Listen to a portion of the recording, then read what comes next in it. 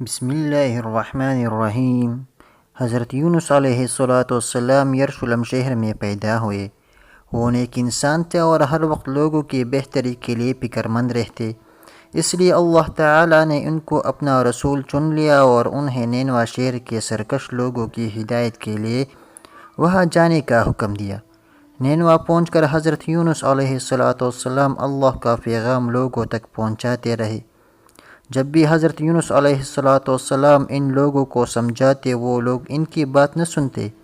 حضرت یونس علیہ السلام نے ان کو بار بار سمجھایا، برے کام چھوڑ کر نیک کام کرو اور اللہ تعالیٰ کے عذاب سے ڈرو، لیکن ان نافرمانوں نے اپنے طریقے نہ بدلے تو حضرت یونس علیہ السلام ان سے بالکل ہی مایوس ہو گئے۔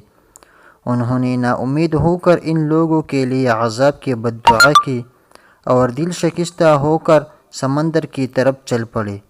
وہاں ایک کشتی سفر کے لیے تیار کری تھی۔ آپ علیہ السلام کشتی میں سوار ہو گئے۔ کشتی روانہ ہوئی تو شدید طوفان آ گیا اور کشتی ڈوبنے لگی۔ کشتی والوں نے کہا کہ ضرور کوئی مسافر اپنے مالک سے بھاگ کر آ گیا ہے۔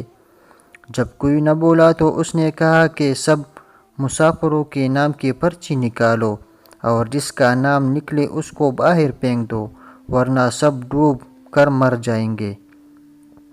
3 دفعہ قرآن دازی میں بار بار حضرت یونس علیہ السلام کا نام نکلا تو آپ علیہ السلام نے سوچا کہ میں بھی تو اللہ تعالیٰ کے حکم کے بغیر نینوا بستی چھوڑ کر نکل آیا ہوں۔ یہ سوچ کر حضرت یونس علیہ السلام نے سمندر میں چھلانگ لگا دی۔ اسی وقت ایک بڑی مچھلی نے انہیں نگل لیا اور وہ اس مچھلی کے پیٹ میں پھنس گئے۔ حضرت یونس علیہ السلام مچھلی کے پیٹ میں زندہ رہے اور اللہ تعالیٰ سے معافی مانگتے رہے۔ حضرت یونس علیہ السلام نے اللہ تعالیٰ سے فریاد کی، یا اللہ، بے شک آپ کے سوا کوئی معبود نہیں، کوئی حامی نہیں، مددگار نہیں۔ یا اللہ، آپ تو ہر عیب سے پاک ہے، بے شک میں ہی ظلم کر بیٹھا۔ اللہ تعالیٰ نے حضرت یونس علیہ السلام کی دعا قبول کر لی اور اللہ تعالیٰ کے حکم سے مچھلی نے حضرت یونس علیہ السلام کو ساحل کے قریب باہر اگل دیا۔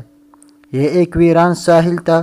حضرت یونس علیہ السلام نہایت کمزور اور لاغر ہو چکے تھے۔ اللہ تعالیٰ کے حکم سے ایک پھلدار پیڑ سے ان کو غذا اور سایہ مل گیا۔ آہستہ آہستہ ان کے جسم میں طاقت آنے لگی۔ اللہ تعالیٰ نے انہیں واپس نینوا جانے کا حکم دیا۔ جب آپ علیہ السلام نینوا پہنچے تو وہاں کے لوگ آپ علیہ السلام کے پراثر تعلیمات کی وجہ سے اللہ تعالیٰ پر ایمان لا چکے تھے، جس پر حضرت یونس علیہ السلام نے اللہ